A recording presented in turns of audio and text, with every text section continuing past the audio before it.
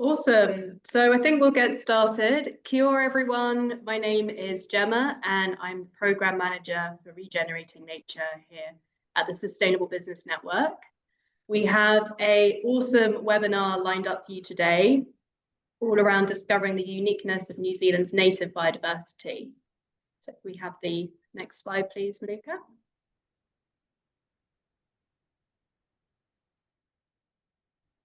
And I'm joined today by our two speakers. So we have Adam Purcell from Tītoki Landcare. Tītoki Landcare provides specialist ecological restoration services to maximize the outcome ecological and biodiversity outcomes through a combination of sound science and best practice ecological restoration. Adam also has an MSc in ecology and is a certified ecological restoration practitioner by the Society for Ecological Restoration. Welcome, Adam.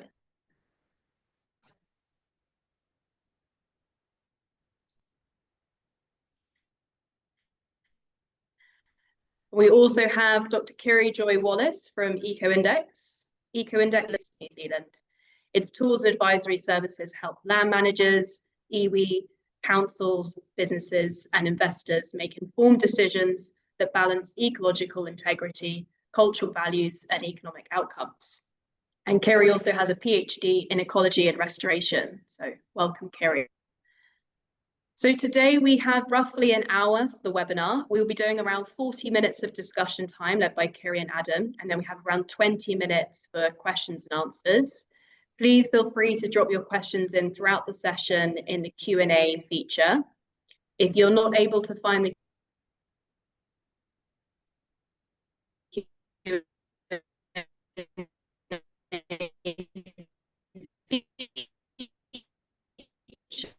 please feel free to just use the chat function and we will copy it over to the guest. So that's everything from me, and we'll now hand over to Kiri. Great, thank you, Gemma. Next slide, thanks, Malika. A very warm welcome to everyone. I'm delighted to be here to be able to speak to this topic. And perhaps I'll just open up by giving a little disclaimer that my background is in ecology, as you may have heard that Gemma said, but I'm fascinated with this interface between ecology, nature, and business.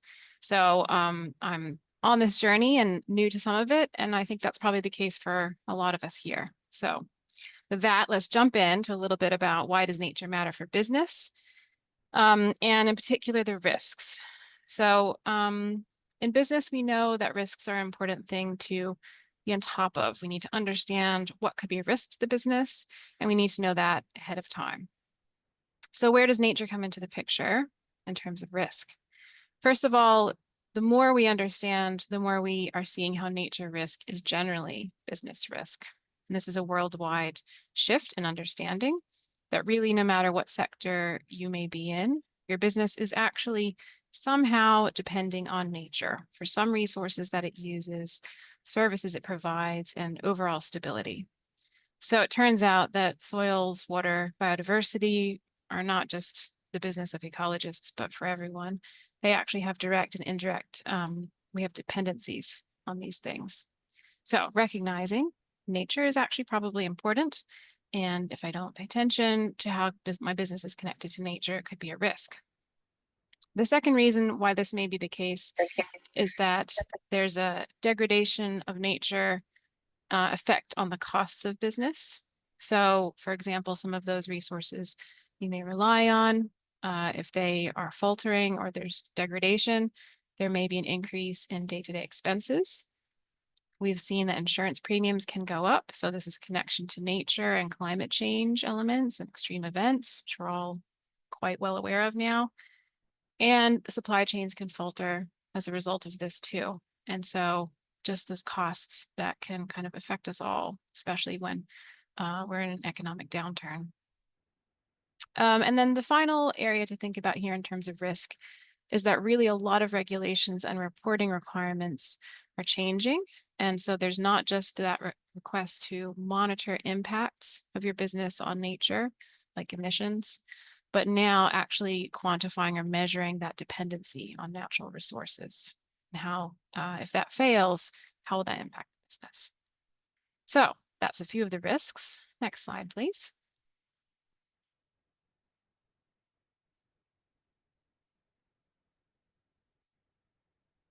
Okay, let's talk about opportunities.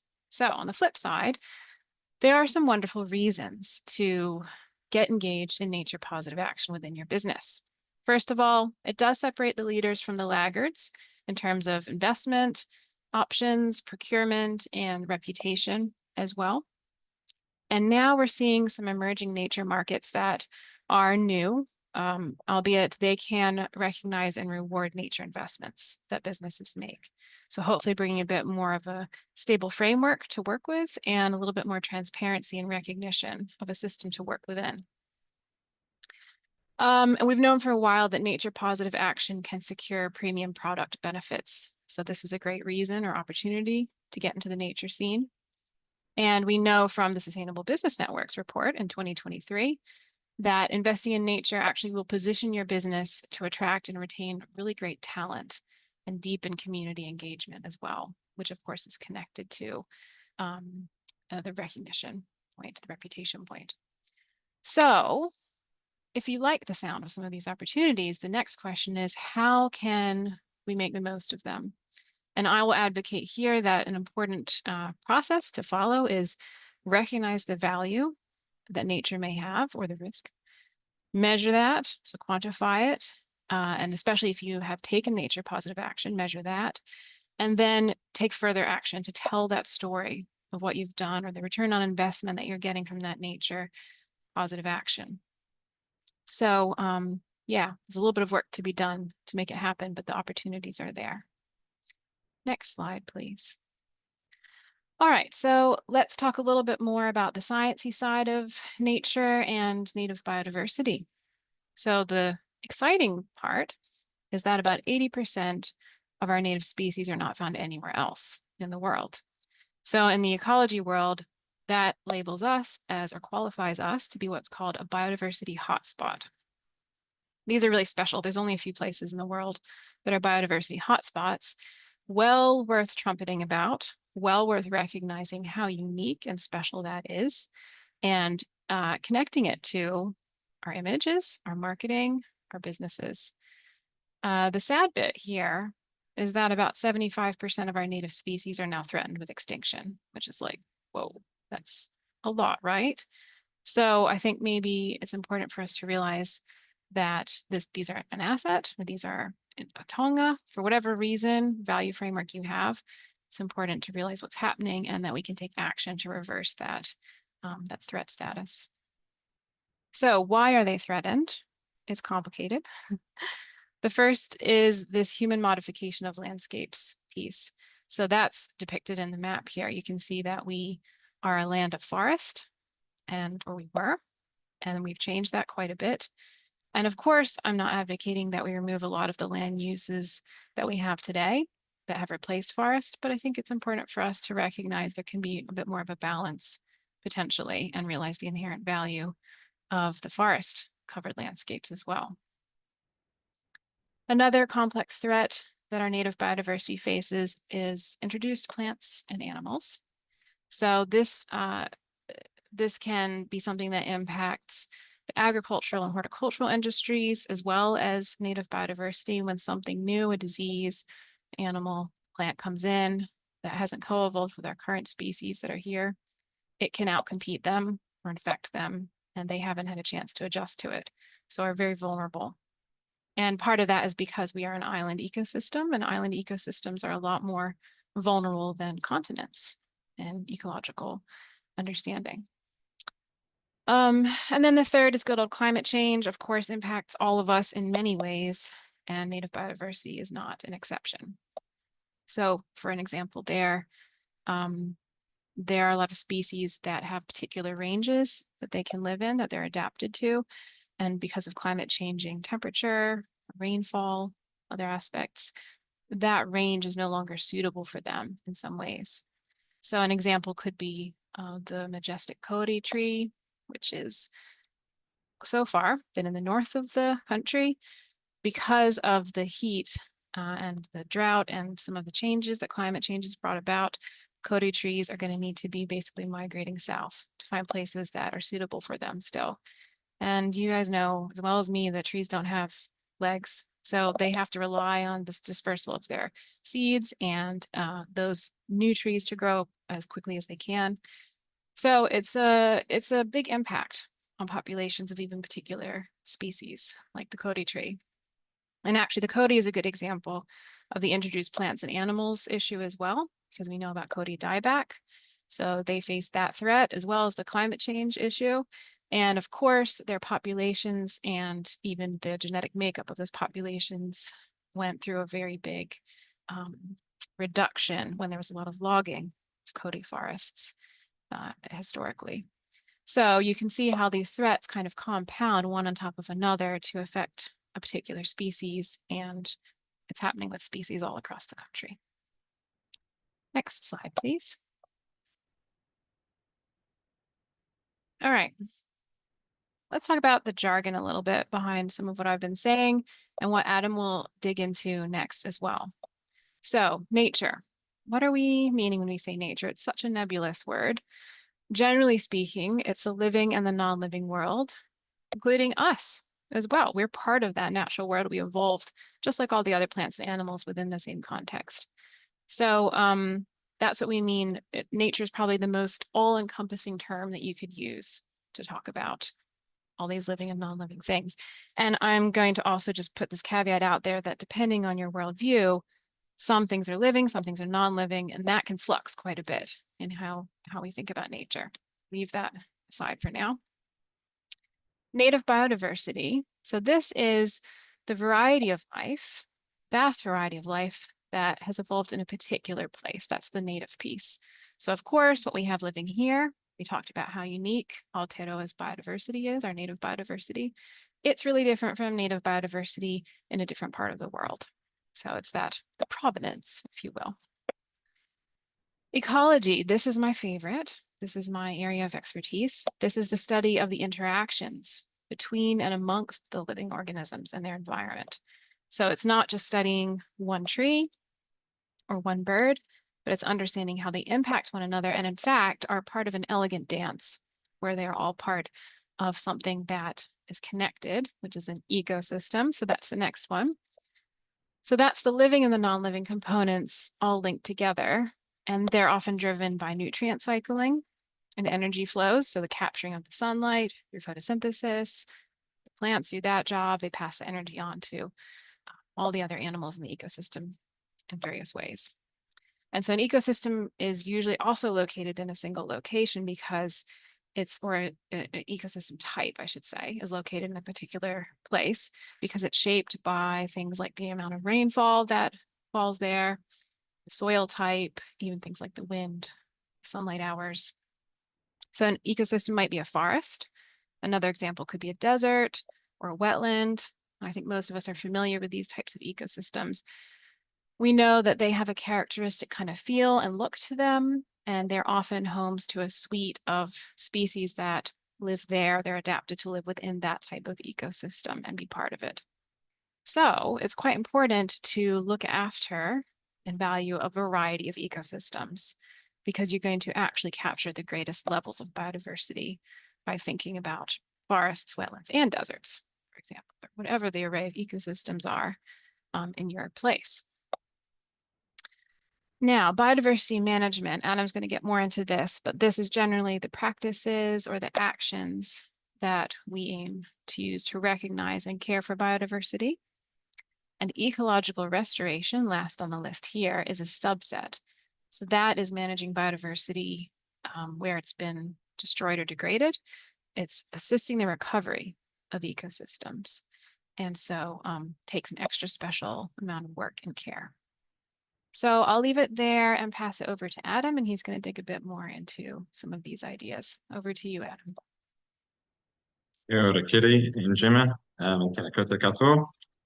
So as Kiri has explained a bit about biodiversity in New Zealand and how it fits in within the broader nature picture, I'll dive a little bit more into managing nature and biodiversity in New Zealand. So in New Zealand, within the nature management space, there's really 4 key issues that we're dealing with. There's others as well, but the main ones are biodiversity loss, water quality, soil conservation, and climate change. And these 4 issues, they're all related, interconnected, obviously, because everything in nature is connected. But there's certain actions that we can take that will have an impact for good or bad on one or more of these issues. So I'm throwing this diagram together here on the right to try and illustrate that. Don't look at it don't analyze it too much, because I've thrown it together so things could be moved around and the circles probably relate differently, but it just gives a bit of a picture of the different actions we can take and how they might fit into the nature management and biodiversity management space.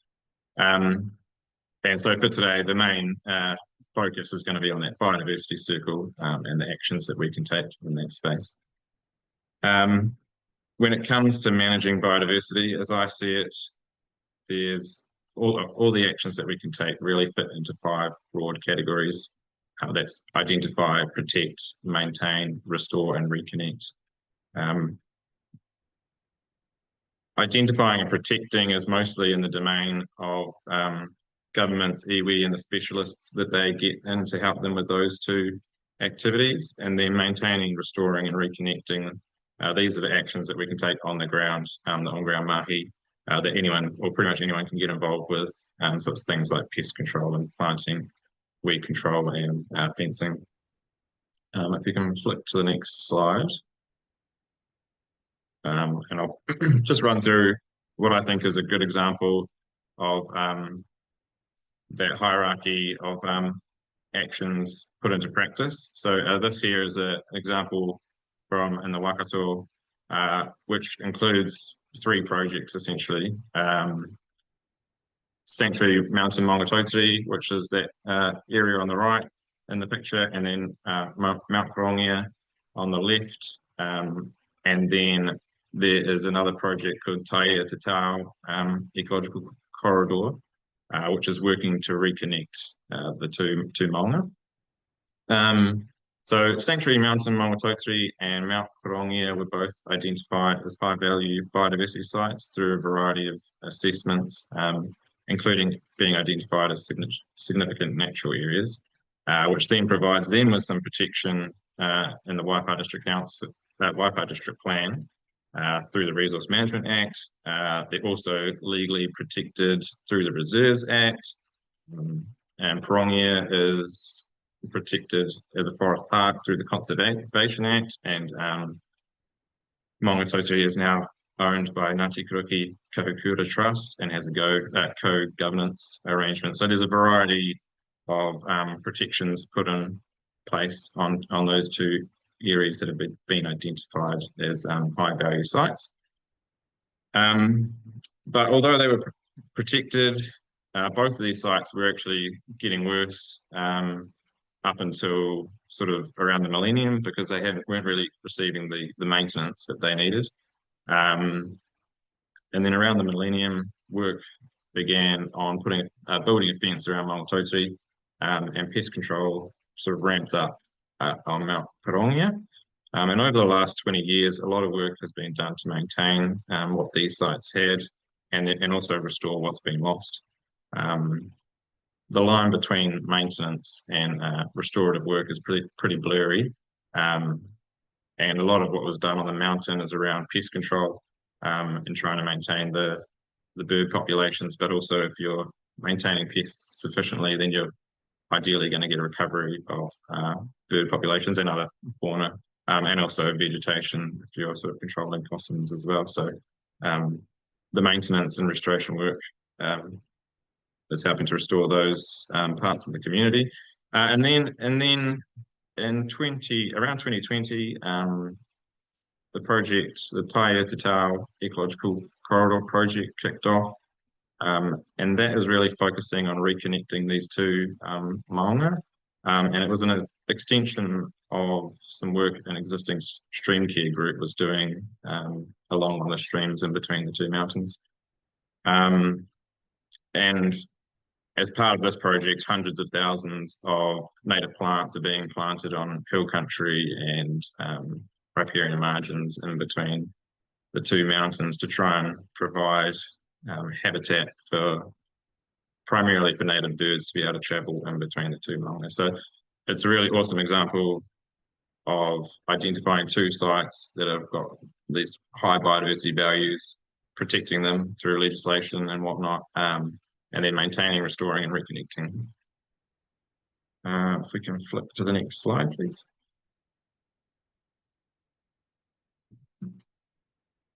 I'll just touch briefly on the principles of ecological restoration. I'll focus a bit on restoration because that's kind of the area that most people are interested in or talk about. The Society for Ecological Restoration established these 8 principles for underpinning ecological restoration. The first 2 essentially around collaboration, engaging stakeholders and drawing on different types of knowledge. 3, 4, 5 and 6 are kind of around the technical sort of planning and design and the thinking behind it, being informed by native reference ecosystems, supporting ecosystem recovery processes, having clear goals and objectives and working towards the highest level of recovery. And then 6 and 7 are sort of the higher level, gains cumulative value at larger scales and is part of a continuum of restorative activities. I'll dive a little bit further into continuum of restorative activities because I think that's part of, that's an important idea that people misunderstand around restoration, and it's largely to do with numbers 3 and 6. If you just flick to the next slide. So the restorative continuum basically says that we can take a lot of actions that have restorative value, but restoration sits somewhere within this continuum of actions. So it can be, we can take actions as little as using less water in our business or less fertilizer on our farm, and that has a positive impact for biodiversity, but that's clearly not restoration. So that would be more likely considered to be just reducing impacts. Then there's a whole suite of other actions that we can take right up to trying to restore an ecosystem that has been lost. And that's really working towards the highest level of recovery possible and being informed by native referenced ecosystems. And a lot of what often gets called as restoration probably fits somewhere in the middle there. It might be planting native plants, but it's not necessarily working towards the highest level of recovery. It's just trying to recreate a native vegetation, native plant community, which is great, but it's not quite that native restoration aiming towards recreating what was previously there. And another point along those lines is that people often say restoration project was completed in 3 years, but if you're trying to recreate an ecosystem, that takes a lot longer than 3 years. So usually when I hear that, I think it probably wasn't completed, but you would have made some good progress. If we can flip to the next slide, please. Cool, so I'll just discuss a few of the challenges and opportunities within the space. From my point of view, there's two key challenges at a national and probably even sort of global level, and then there's a bunch of technical challenges as well, so that I'll look into.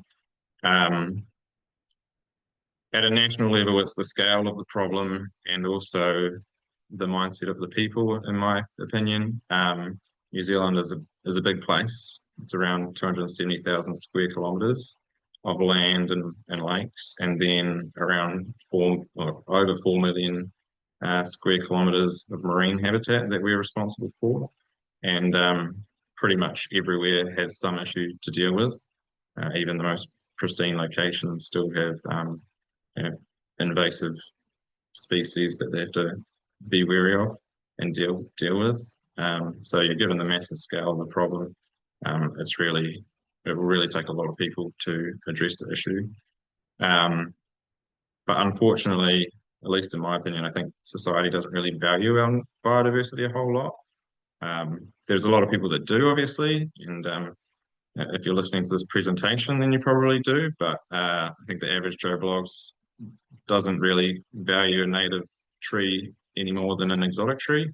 I like to use the ratio of native plants to exotic plants being sold in the major nurseries as a bit of a proxy for people's mindsets.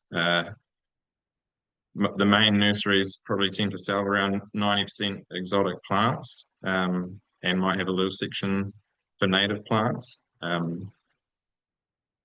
And I think like very few Kiwis would support the wallabies over the English lion.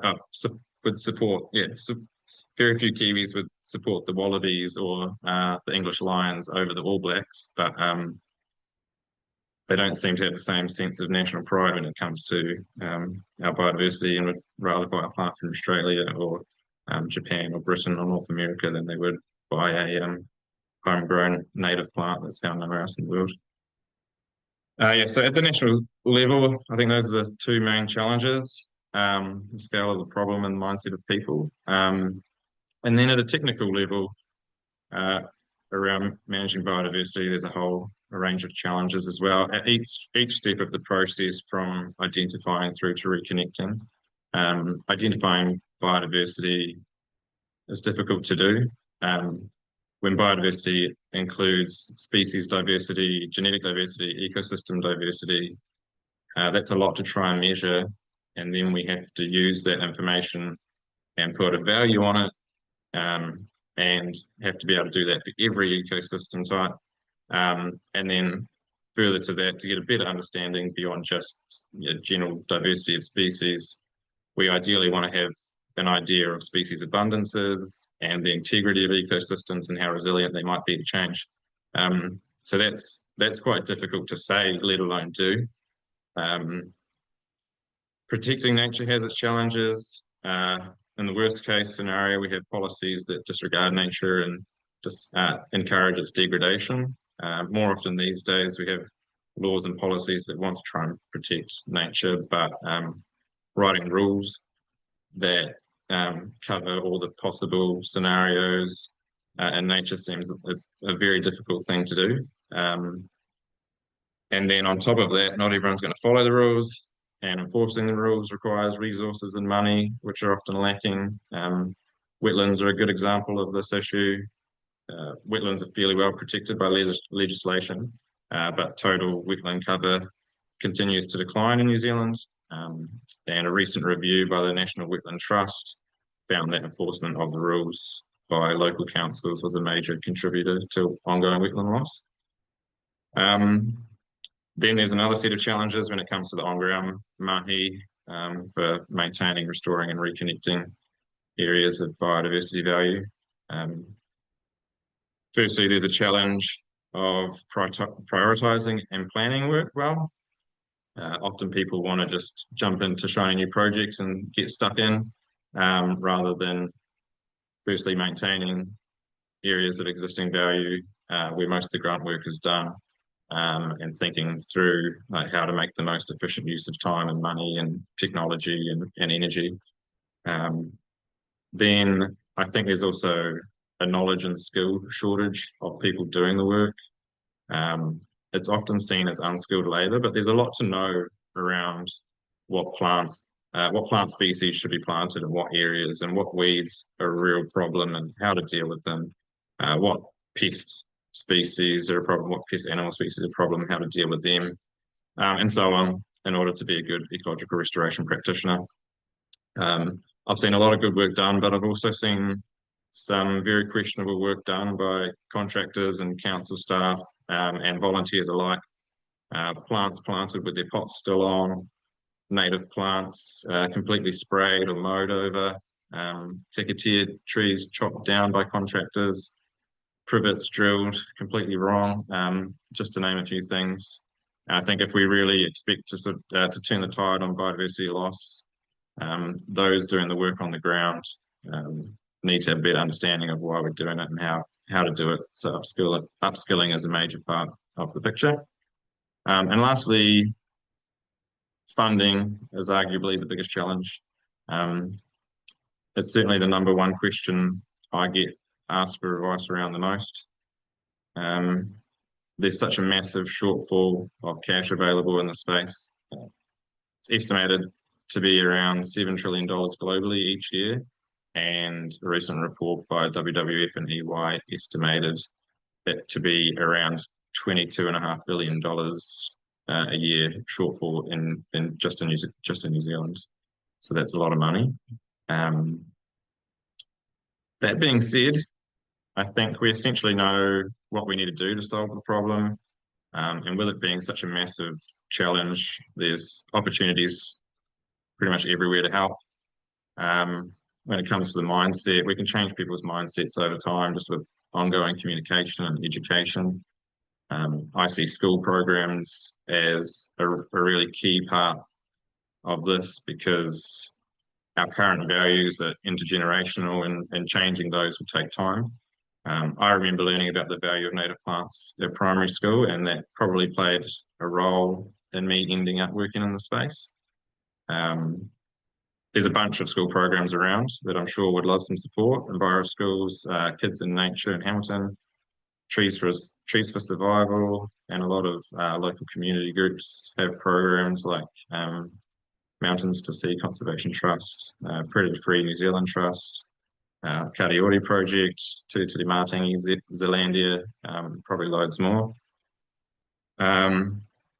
There's also events like this in the Nature and Business Symposium, community planting days, social media messaging, and so on, that are focused on changing the leaders of today rather than tomorrow, which obviously plays a part as well. And also on a positive note in terms of people's mindset, is I think we're already 50 years or so into this process, and we've made some good progress. 30 years ago, planting riparian margins was a sort of a left-wing hippie type activity, but now it's very much a mainstream activity. There's also a lot of opportunities around partnerships and community. Given the scale of the challenge, tackling the challenge inherently requires collaboration and fosters community. In a time when we're more isolated and spending a lot of time looking at screens, biodiversity management requires people to be outside, connecting with the natural world and other people and organisations. On the slide there is a great example of that. This is a group that we work a lot with, Piako Catchment Forum, or the Piako Waihao Catchment Trust.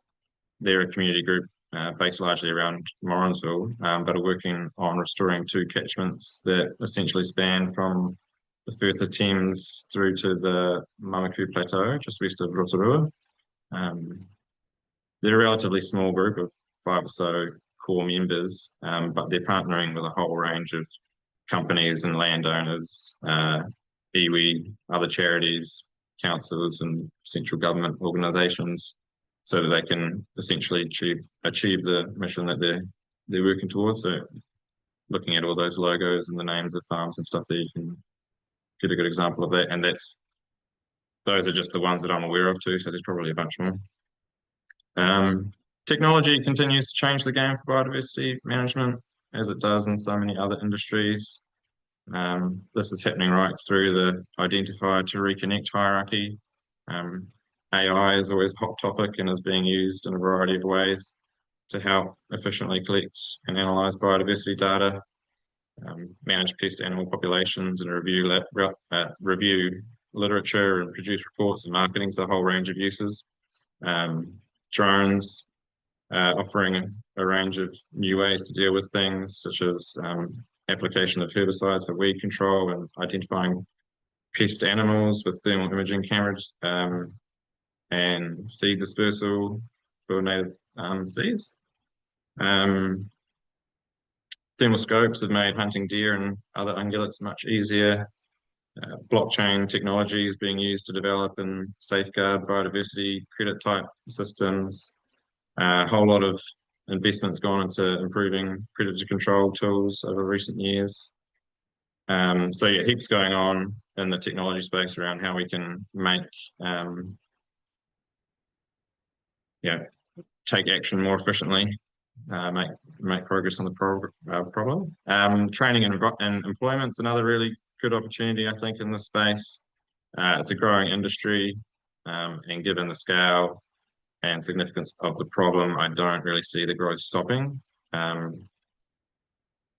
There's a lot of industries, they're having jobs replaced by computers and machines, and that will inevitably happen a little bit in this space too, but I don't think it will happen, at least with the on-ground mahi, so much for a while, for a number of reasons. Basically, it's quite physically complicated work, so it's hard to get machines to do the work for us. But it's also quite a small industry, and so the investment isn't going into it as it is for machines and other industries. And lastly, it's work that gets people outdoors and active and reconnected with nature, and has a whole range of health benefits. And I think it's a pretty prime industry to sort of get people to work in as other jobs are being displaced in other industries. And we saw an example of that during COVID, when a lot of money was pumped into the Jobs for Nature program just to keep people working through the pandemic. And the last thing I'll touch on is just well-being is a key opportunity here. Working in this space is generally good for the soul. You're active, spending time outdoors and in nature, and working to help make the world a healthier place alongside a community of individuals and organisations sharing the same goal. I'll leave it at that. Pass it back to Kiri. Thanks. Hi, thanks, Adam. That was fascinating and very informative. I'm now going to get to dig a little bit into the technology piece that Adam touched on by speaking to the topic of biodiversity MRV. So zooming in on the biodiversity piece, if we remember, that's the living organisms, and we're particularly interested in the native ones because of how special they are, how unique they are. And I like the rugby analogy, Adam, that was awesome. Let's back our natives. Okay, so MRV stands for monitoring, reporting, and verification. And as a scientist, of course, this is near and dear to my heart. But I believe this is pretty important in business too, right? Because this is how we make sense what's going on and make some informed decisions. So when it comes to biodiversity, MRV can help you take a couple steps in connecting to nature. First of all, it can provide a baseline. So you get some numbers, get some data. You can understand what biodiversity is currently there already. So connected to your business in some way, impacted by your business in some way. Just a baseline. What are the connections here? What's going on? Then a next step can be planning. Okay, we know what we've got or what we affect or what we are connected to, but we would like to take action to change some aspect of that. So then, of course, some data will help you understand what's the best thing to plan here. Finally, monitoring what happened. Did the actions that you took, those biodiversity related actions, actually have the effect that you wanted? And finally, if you understand the effect that they had, can you report that to others? Can you tell that story? Can you write that into your annual report, etc.? So those are all complicated steps on their own. It's not something that we can all just turn around and do, baselining, planning, monitoring, reporting straight away. But it's a lovely journey to start out on and take your time step by step. And I think together, independently, they're useful, but together they really pack a punch for business if you can create that cycle. So just speaking to the technology piece, technology to collect data is actually better than ever, like Adam was alluding to. And the image I've put on the right here is thank you AI, an example of using technology. It generated this for me because I had it in my mind, but I wanted to show you. This is depicting the scale to give you an example of the different technologies that are out there to capture MRV data. So in the sky, of course, we have satellites. They can be really helpful for us to see the big picture at the catchment level, imagery of what's there on the landscape, the big ecosystem picture. Then the black box on the left is a camera trap, which I think Adam also might have alluded to these, but they're smaller devices on the ground. They're more what we would call an in situ device that you would put maybe under a forest canopy or anywhere on the ground to take photos of what's going on there, and they're often motion activated. And an example of those could even be, we've seen those David Attenborough documentaries where there's like a time lapse and you can see things moving and the plants are growing and following the sun, and it's exciting. And that's data. That's a story that's being captured by one of these cameras, and we can understand what's happening over time from that. And then to scale it down even to the smallest scale, we have eDNA, which is a technology that's really come a huge long way and become much cheaper in the last 10 years or so, especially. And eDNA is great for understanding seeing those traces of who's been there. Think of forensic crime scenes and stuff like that, but it can be helpful. Just a little tiny few cells can help us know what plants or animals have been present in a certain place. And it helps us track the invisible world of the microbes, which actually run the show more than we realize. So together, these different scales can complement one another. They can overlap to capture the type of data we may want for our MRV. It really depends on your nature positive action of which one of these or combination of these and many others can help you understand what's going on. And it may be that, I would understand most businesses are not going to be like, yeah, give me some satellite data. I know what to do with that. It's important to work with a group that knows how to do that. So this is a little tiny plug, I guess, for EcoIndex, but we work at the large scale. So that satellite in the sky, that's kind of our domain. We can help with baselining and planning by providing digital maps and costing tools at the large scale. So we can understand with data and data-informed planning about what sort of ecosystems are currently there, how much they cost to take care of. And then when it comes to monitoring and reporting, we do have, there's that AI piece that Adam mentioned. We have detectors that are AI trained, so they run over imagery and they help us to have this continual remote sensing of the large scale of what ecosystems are on the landscape. Next slide, please. Okay, so just to bring that home, I think, and close down the presentation part of the webinar here, I'll just present to you a little bit of a case study. So this is work that EcoIndex did with Taranaki Maunga Limited. Taranaki Maunga Limited is a values-driven, very large scale, you can see the image here, map, iwi-led collaborative restoration project. And so their goal is to see nature flourishing again in concert with human activities, recognizing these two things can be woven together on the larger landscape. So in the image here, you can see the EcoIndex ecosystem projector tool. So that's one of the tools that we can create for anywhere in the country. And it's showing different ecosystem types by color that would be suitable for restoration around Taranaki. And so if we were in the actual tool, I could move my mouse across the screen, and each little, as it hit each color, it would light up with like, this is this type of forest or this type of ecosystem that would be suitable here. And that's based on rainfall and soil type and a number of other parameters and historical records, etc. So that's a good planning tool right there if you are interested in knowing what to put where. And one more click, please, because there should be another image that pops up. Okay. We also did some work for Taranaki Maunga where we're looking at what's currently there, because of course that's the bit of the baselining. What's there? What could we put there? You can make a decision then about what action to take. So we had a look at what native forests are currently on the landscape in this area using our AI trained remote detectors. And so they looked across recent satellite imagery and picked up on the native forest that's currently there on the landscape. And another thing I just want to point out is under number 1 on the slide here, that the mapping is really helpful because not only can you look at what's there currently, what ecosystems are there, but there's research that shows the values of those ecosystems.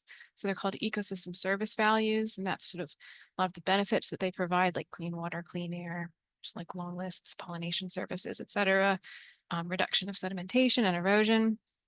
And we can actually provide monetary values that these ecosystems provide because of these services. So I'll leave it there, I think, and we will probably move to questions if that's right, Gemma. Dr. Kiri and Adam, for your fantastic overview there. Hopefully everyone was able to get lots of great insights from that. So we have got a couple of questions come in. One from Olivia here. This is for you, Adam.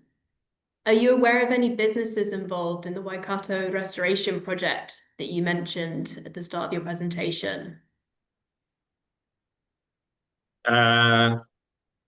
Yes, the Maungatautari and Parongia and the Aotearoa corridor. Yes, there certainly are. I mean, involved in different levels. I know Maungatautari get lots of funding through different businesses. They've just opened up their biodiversity credit scheme as well, which I think is now public. I don't, as I said, I haven't been directly involved with those projects, so I don't know as much about them, but there's information on the Maungatautari website around who's helped them financially.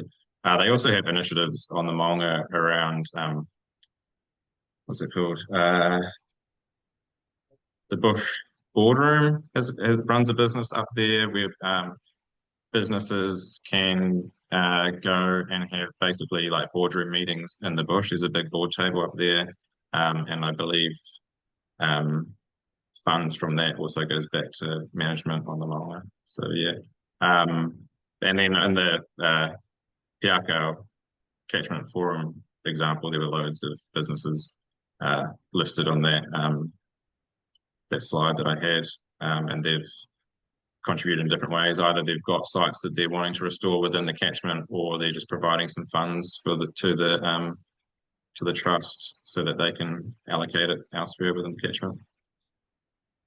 Yeah, brilliant. Thank you so much. And another one here, Kiri, this is probably for you. Just going back to the jargon buster, we've had a question in around if you could expand a bit on nature-based solutions.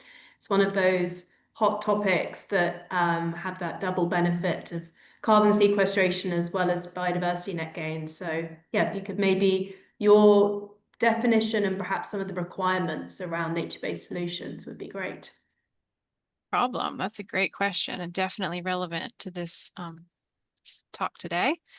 So nature-based solutions, probably in the broadest sense, are where we as humans mimic nature to fix a human problem.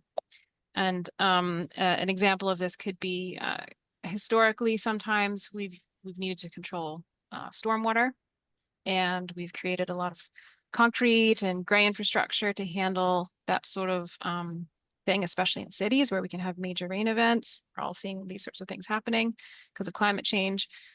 This type of gray infrastructure can be replaced with a more, what we would call a nature-based solution, which would be a wetland or even a retention pond, which is a smaller version of that. And so essentially harnessing the plants within that structure, the wetland or the retention pond, the soil that can be there at the bottom of the water, and indeed like other species can play a role in helping to capture that water and kind of letting it filter down into the water table, instead of the gray infrastructure answer, which requires a lot of maintenance and kind of shoots the water out to the sea or doesn't really let it interact with nature in any way. So a nature-based solution often has that double benefit because it fixes a human problem that we've made, we need a solution for, and it often can support biodiversity at the same time, which is nice, and it uses that biodiversity to fix the problem. So hopefully that's a good example. There's tons of examples now. It's amazing how much people are looking at nature, understanding how it works, and then adapting that for a human need or application. Brilliant. Thank you so much. And well, question here, I'll direct it to both of you. Please feel free to jump in with who wants to take this first. But Urban restoration doesn't seem to get the same spotlight as large landscape rural projects. Just wondered if you had any thoughts on that in terms of how maybe we can change that and focus on the opportunities both in the urban environment as well as those landscape rural projects. I'm happy to speak to that. Shall I? Go for it. I'll let you go first. Yeah. Okay, cool. Yeah, I know Adam and I both have a lot of experience in this space. Ironically, I was literally just today at the Hamilton City Council chambers giving a verbal submission this morning to the tree policy for the city, because Hamilton is cluing in on the importance of trees and urban nature writ large. I'm not always sure why there's not as much attention paid to biodiversity in urban spaces. It's not necessarily evidence-based anyway. There's definitely good reason to be paying attention to biodiversity in urban spaces. It's a wonderful way for us to connect with nature, which we need for us and for our well-being. Even our microbiomes are affected by when we walk around in the forest and breathe in the air. We're getting microbes that are good for us. And so it brings us closer to nature, but of course it helps us care more and be connected to that nature outside of cities. So when it comes to supporting potentially a national park or nature in some far-flung corner of the country, because we have our park next to us in the city and we know it, we often will take action to protect it elsewhere too.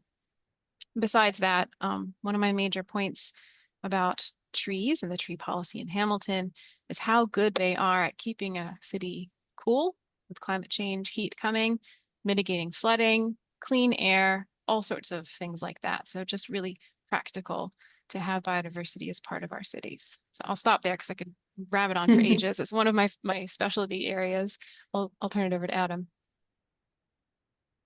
Yeah, I just think I guess urban restoration to me is basically as largely as Kiri has discussed, it's really the main benefit is getting people involved in that educational piece. I think in terms of managing biodiversity on a national level, the really high value areas are out in the rural, well, the sort of forested landscape and the dunes and wetlands and areas like that. It's not so much in the urban space, and those urban environments are so degraded that it's going to be hard to ever get an ecosystem that reflects what was once there. But there is that piece of getting the community involved and educating people, and then it makes it more of a, it works to that mindset shift, which is a key part of the challenge. In terms of Steph's message there around what do we need to do to change that, it's really just that, I think, that communication piece and promoting the work that is being done. There are a lot of urban restoration projects around that are doing some great work around the place. And so, I think it's just sort of the messaging around that and promoting those. Yeah. Brilliant. Thank you so much, both. We've got one more here from Janice, and this is Kiri, this is for you. So question regarding the closing statement you made on monetary value of the eco-species. Would you be able to just elaborate a bit on what you mean by that? So it was the monetary value of the eco-species. No problem. That's fair enough because I just threw it out there and then stopped talking. So I'll unpack it. I think probably what you're alluding to is ecosystem service values. So an ecosystem service is something that a natural space, an ecosystem, provides, and it's often an intangible thing or somewhat intangible in that it will be the trees. Like if we think about Adam's diagram of all the circles in the middle, there was the trees on steep land holding the soil in place and doing lots of other services at the same time, sequestering carbon and providing fresh air for us and lots of others. So these are services that nature is providing to us, fundamental services that we depend on for our survival as a species, human species.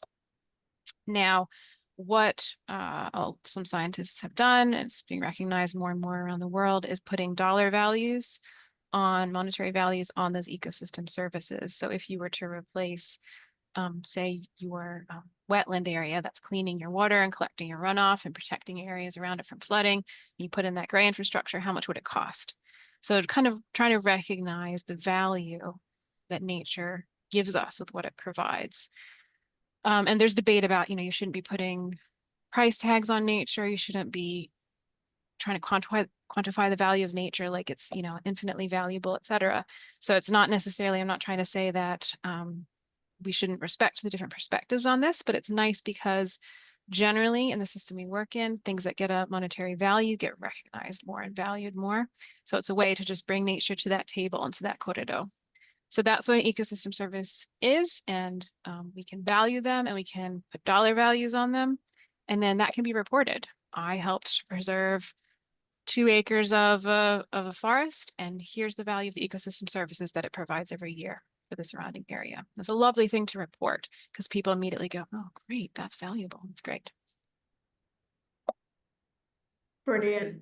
Thank you so much, Kiri, and thank you to both of you. I think that's probably come to the close of our Q&A. If we haven't got to your question, please don't worry, we'll answer it via email. But thank you so much, Adam and Kiri, for all your fantastic insights there. Pleasure. Just before we close out for today, I did just want to let everyone know about the upcoming Nature and Business Symposium that the Sustainable Business Network will be hosting. It will be taking place on the 6th of August in Auckland, but we do have online tickets as well. And as a special treat for everyone who's been part of this webinar today, we do have discount codes available for you, so you can see those on the screen in front of you now. You'll be able to access the early bird price, which closed last Friday. So this is a special one-off. And please use those capital letters in the format that you see on the screen. For any NGOs, we also have a special NGO discount rate as well. So please use NGO special, again, capital letters. And finally, for all the businesses that are on the webinar today, we would love for you to complete our survey. This is going to be a repeat of the survey that we undertook in 2023 with the Ministry for Environment, which helped create some of those insights that Kiri shared right at the start of the webinar around some of the barriers, but also the opportunities for nature investment. So please do take part in that survey, and we'll be having one person winning a free ticket as a nice incentive for you to do so. So we'll be closing the session now. Thank you again so much, everyone, for joining us over your lunch break. If you do have any other questions or you'd like to reach out to myself, Adam, or Kiri, please don't hesitate to reach out. And thank you so much. Have a great rest of your day. See you around.